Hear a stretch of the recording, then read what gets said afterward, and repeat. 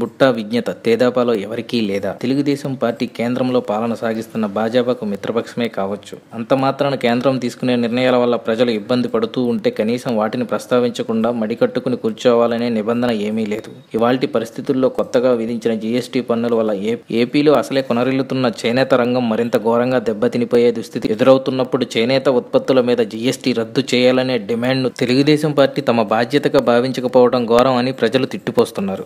YSR Congress party ఈ విషయంలో ఒక స్థిరమైన స్టాండ్ తీసుకుంది. కేంద్రం విధించిన జీఎస్టీ బిల్లుకు తాము కూడా మద్దతు తెలియజేసినప్పటికీ రాష్ట్రంలో చేనేత రంగం కొనరిల్లిపోకుండా ఈ ఉత్పత్తులపై మాత్రం దీనిని తొలగించాలంటూ తమ వాదన వినిపిస్తుంది. వైఎస్ఆర్ కాంగ్రెస్ కు చెందిన ఎంపీ బుట్టా రేణుక లోక్సభలో ఈ అంశాన్ని ప్రత్యేకంగా ప్రస్తావించారు.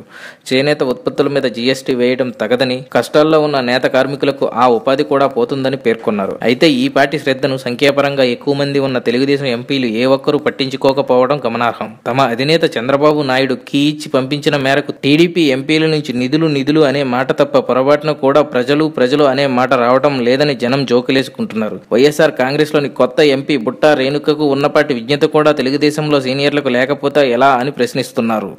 For more videos, please subscribe our channel.